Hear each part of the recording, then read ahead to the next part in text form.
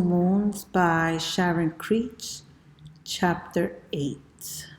The Lunatic. Once we were well on the road out of Illinois way, Graham said, "Go on with Peavy. What happened next?" "Do you want to hear about the lunatic?" "Goodness," Graham said, "as long as it's not too bloody. That Peavy is just like Gloria, I swear. A lunatic? Imagine." Graham said, "Did Gloria really have a hankering for me?" "Maybe she did, and maybe she didn't," Graham said.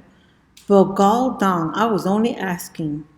"Seems to me," Graham said, "you've got enough to worry about concentrating on these roads without worrying about Gloria." Gramps winked at me in the rearview mirror. "I think our gooseberry is jealous," he said. "I am not," Graham said. "Tell about Peavy, Chickabiddy." I didn't want Graham and Gramps to get in a fight over Gloria, so I was happy to continue telling Phoebe's story. I was at Phoebe's one Saturday morning when Mary Lou Finney called and invited us over to her house.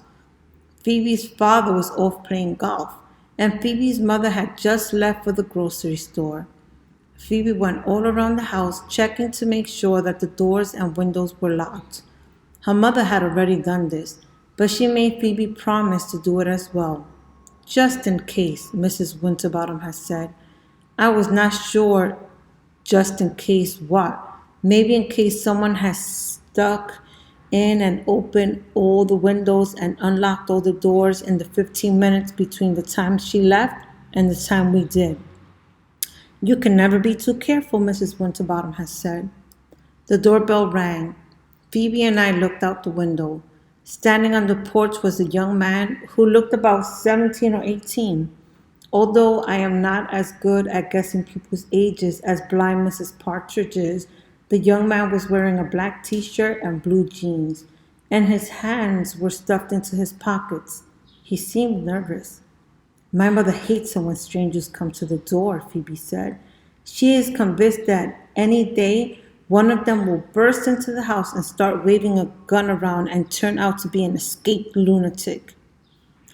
"Oh, honestly," Phoebe had said, "do you want me to answer the door?" Phoebe took a deep breath. "We'll do it together." She opened the door and said hello in a cool voice to indicate, I think, that she wasn't someone who could be fooled easily by strangers. "Is this 49 Grace Street?" the young man said. Since Phoebe's street had 4 signs indicated that this was Grace Street, and since Phoebe's house had rather large and prominent black numbers 49 over the door, I did not think this was a particularly intelligent question. Phoebe admitted that yes, it was 49 Grace Street. "So, the Winterbottoms live here," he said. Phoebe admitted that yes, it was the Winterbottom residence. Then she said, "Excuse me a moment, please," and closed the door. To me, she said, "Do you detect any signs of lunacy? There does not appear to be any place he could be hiding a gun. His jeans are ever so tight, and his t-shirt is a bit small. He might, however, have a knife tucked into his socks." Phoebe could really be dramatic. "He isn't wearing any socks," I said. Phoebe opened the door again. The young man said, "I want to see Mrs. Winterbottom. Is she here or what?" "Yes," Phoebe lied. The young man looked up and down the street.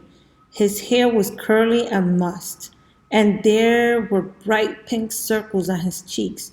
He wouldn't look us straight in the eye, but instead kept glancing left and right. "I want to talk to her," he said. "To who?" Phoebe said. "Mrs. Winterbottom." He did seem rather persistent. "She can't come to the door, right?" Phoebe said. I thought he might actually cry. Phoebe said that. He chewed on his lip and blinked 3 or 4 times quickly. "I'll wait," he said. "Just a minute," Phoebe said, closing the door. Then she walked through the downstairs, pretending to look for her mother. "Mom," she called. "Yoo-hoo!" She went upstairs, thumping on the steps as loudly as she could. "Mother!" Phoebe and I returned to the door. He was still standing there with his hands in his pocket, staring mournfully at Phoebe's house. "That's strange," Phoebe said to him. I thought she was here, but she must have gone out. There's a whole lot of other people here, though, she added quickly. Scads and scads of people, but no Mrs. Winterbottom. He chewed on his lip and hung his head like a sad old dog. I'll see Mr. Winterbottom then, he said. Sorry, Phoebe said. There are scads and scads of other people here, but no Mr. Winterbottom either. Is Mrs. Winterbottom your mother? He asked. Yes, Phoebe said. Would you like me to leave a message? The little pink circles on his cheeks became even pinker. No, he said. No, I don't think so. No. He looked up and down the street and then up at the number above the door. What's your name? He asked. Phoebe. Phoebe Winterbottom? That's right. He repeated her name. Phoebe Winterbottom. I thought he was going to make a joke about her name, but he didn't. He glanced at me. Are you a Winterbottom too? He asked. No, I said. I'm a visitor. And then he left. He just turned around, walked slowly down the porch steps, and on down the street. We waited until he had turned the corner before we left. We ran all the way to Mary Lou's. Phoebe was certain that the young man was going to ambush us. Honestly, like I said, she has a vivid imagination.